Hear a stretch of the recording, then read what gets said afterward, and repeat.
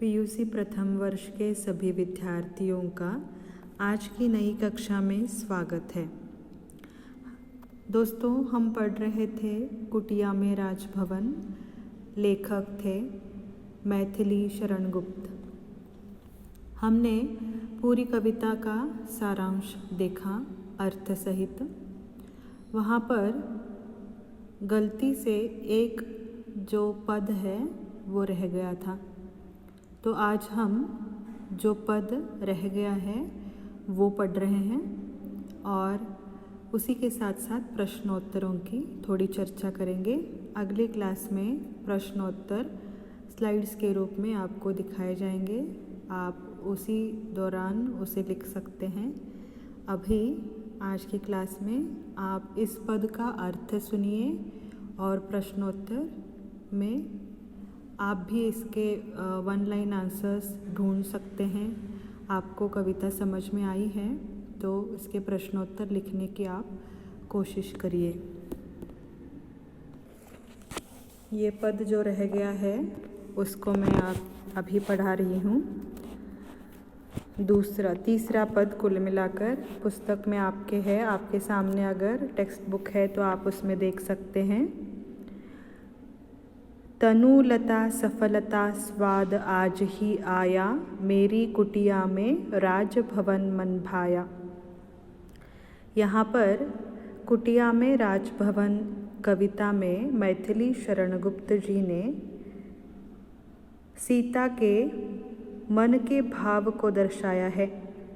वैसे साकेत नामक उनके महाकाव्य से लिया हुआ ये जो पद है, ये सारे जो पद है उसमें सीता की मनस्थिति और सीता उस 14 साल के वनवास में कैसे कुटिया में अपना जीवन व्यतीत कर रही है और किस तरह से उसी कुटिया में वो राजभवन के सुख को अनुभव कर रही है, ये इसमें दिखाया है।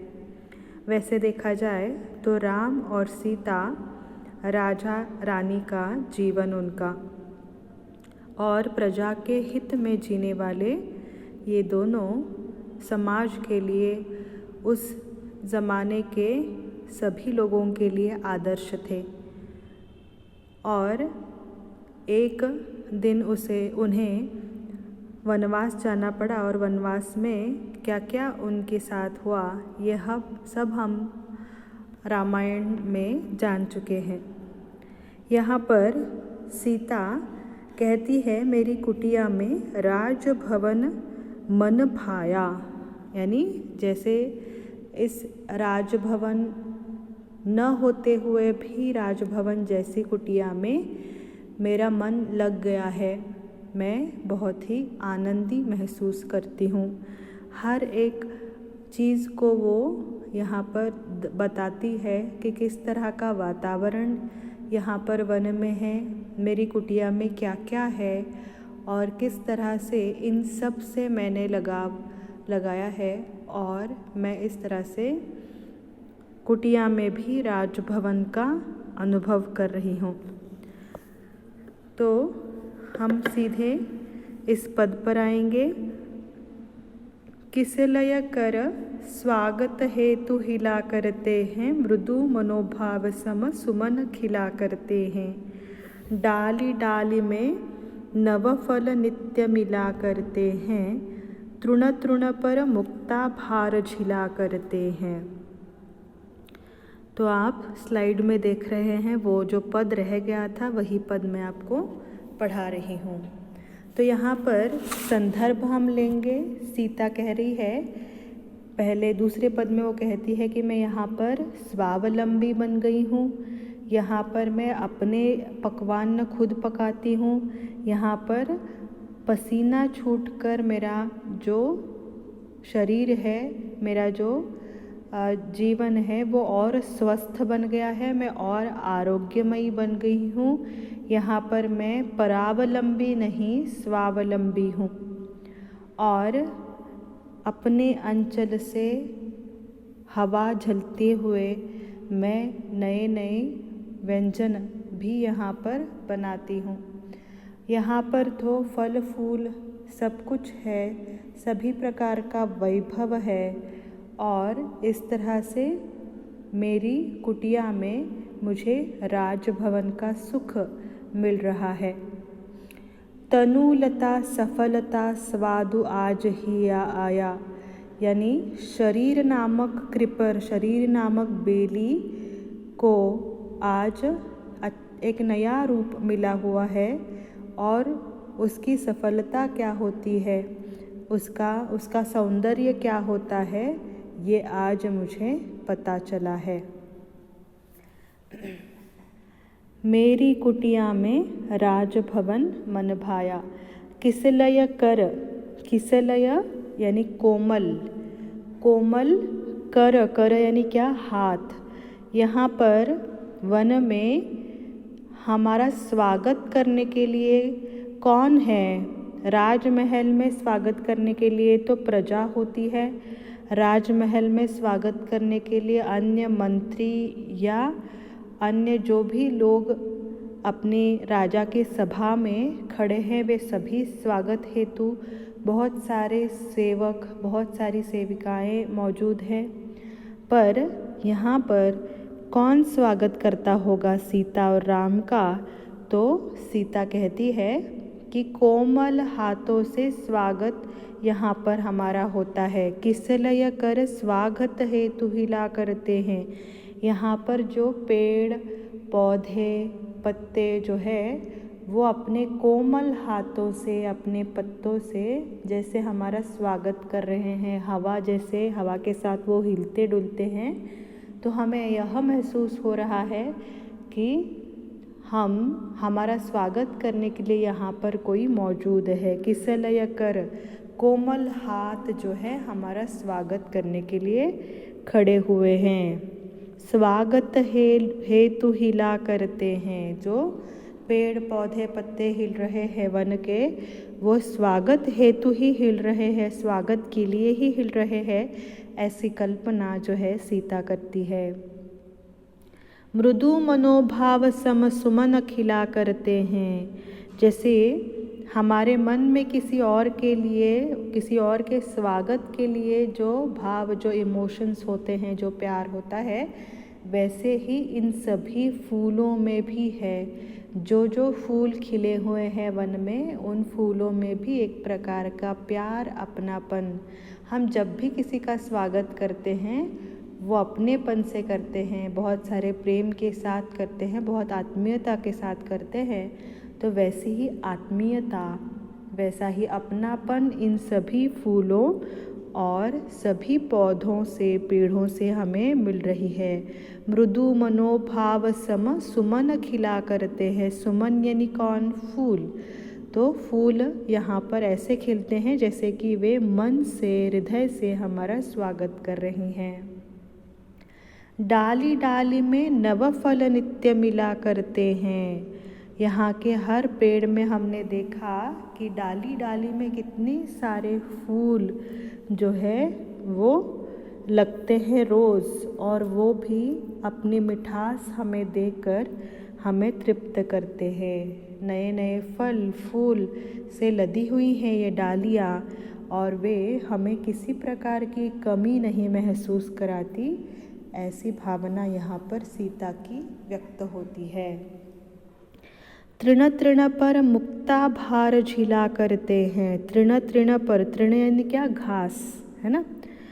तृण पर यानी घास वहाँ पर बिखरी होगी वन में, और उस घास पर जैसे किसी ने मोती लगाए हुए हैं, ऐसे हमें दूर से दिखाई देता है। सुबह सुबह जब ओस की बूंदे, है ना, फॉग जब आती है, तब आप देख सकते हैं सारे ग्रास पर एक एक छोटा छोटा पानी का बिंदु गिरा हुआ है, ऐसा हमें दिखता है। तो दूर से जब उस पर प्रकाश पड़ता है तो दूर से वो नज़र आ रहा है जैसे कि मोती किसी ने सीता और राम के स्वागत हेतु बिछा कर रखे हैं। मानो प्रकृति उनके पैरों में मोती बिछाकर उनका स्वागत कर रही है। ऐसा रूप सौंदर्य जो है, ऐसी प्रकृति सौंदर्य जो है, हमें यहाँ पर मैथिली शरणगुप्त द्वारा देखने को मिल रहा है। यहाँ पर मैथिली शरणगुप्त जी सीता की मनोव्यथा को खुद कल्पना कर रहे हैं, यानी सीता माता के मन में क्या भावनाएं उठती होगी, उन भावनाओं की कल्पना यहाँ पर कवि ने बहुत सुंदर रूप से की हुई है।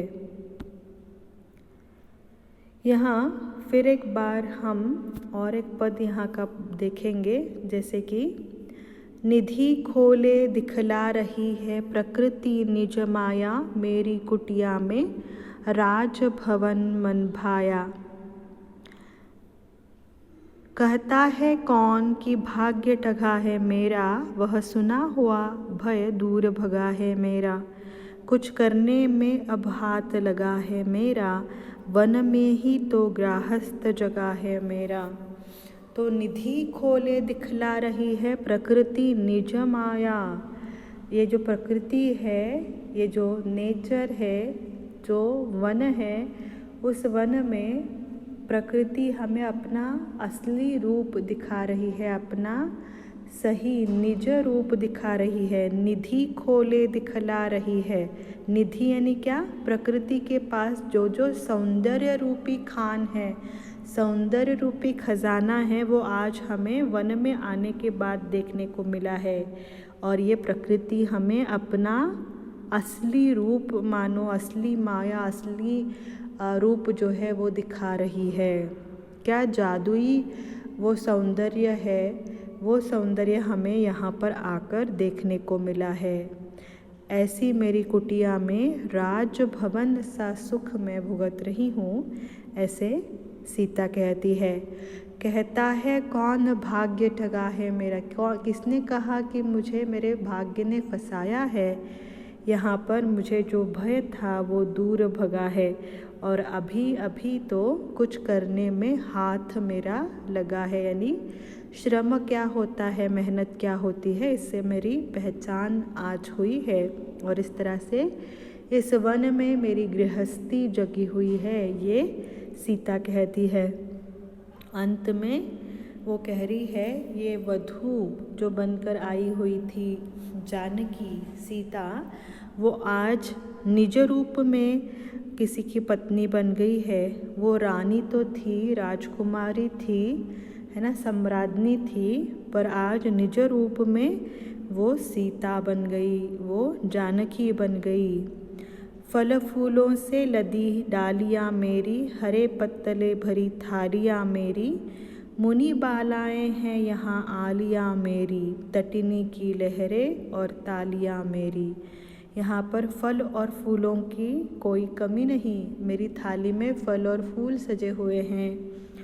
पत्तों में हम खाना भोजन करते हैं, यहाँ पर चांदी की तश्तरी की आवश्यकता नहीं, हरे पत्ते ही हमारी थाली बनी हुई है। मुनि बालाएं हैं यहाँ आलियाँ मेरी, यहाँ पर ऋषि मुनियों की बेटियाँ मेरी सहेलियाँ बन गई है। और खेल खेलने के जो सामान है वो बदल गए हैं, आज नदी के साथ हम खेलते हैं। नदी की लहरें, तटिनी यानी क्या, नदी की लहरें हमारे साथ खेलती है, हम उनके साथ खेलते हैं। ऐसे प्राकृतिक सौंदर्य में मैं आज मेरा जीवन बिता रही हूँ। ऐसे सुंदर रूप में मैथिली शरणगुप्त जी ने सीता माता के मन के भावों को प्रकट करने की बहुत सही चेष्टा की हुई है। आशा है आपको समझ में आ गई है। प्रश्नोत्तर हम अगली क्लास में डिटेल में देखेंगे।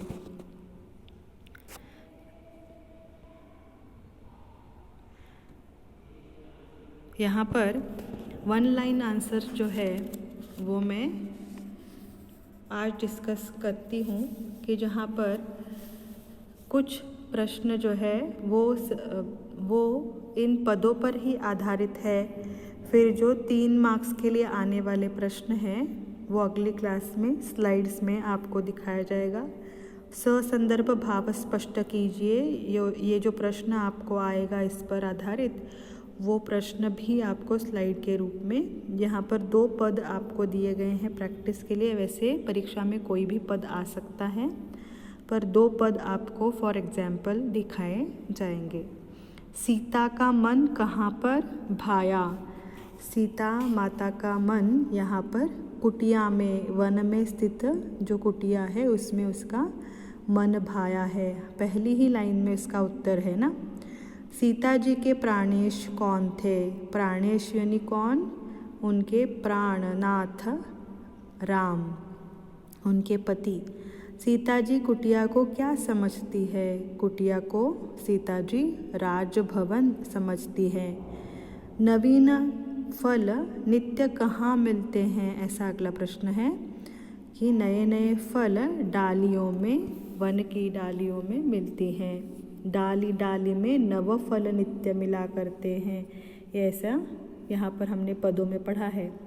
सीता की गृहस्थी कहाँ जगी है, तो यहाँ वन में, यहाँ पर जंगल में जहाँ पर हम आए हैं वन में ही तो गृहस्थ जगह है मेरा, इसमें हमें इसका उत्तर मिलता है। वधू बनकर कौन आई है। वधू बनकर जानकी यानी सीता माता आई है। सीता की सखियाँ कौन हैं। सीता की सखियाँ यानी कौन, मुनि बालाएँ, है ना, कि ऋषि की जो ऋषि मुनियों की जो बेटियां हैं वो उसकी सहेलियां वहाँ पर बन गई हैं। अगली क्लास में हम प्रश्नोत्तर और संदर्भ देखेंगे और नई कविता पढ़ेंगे। धन्यवाद।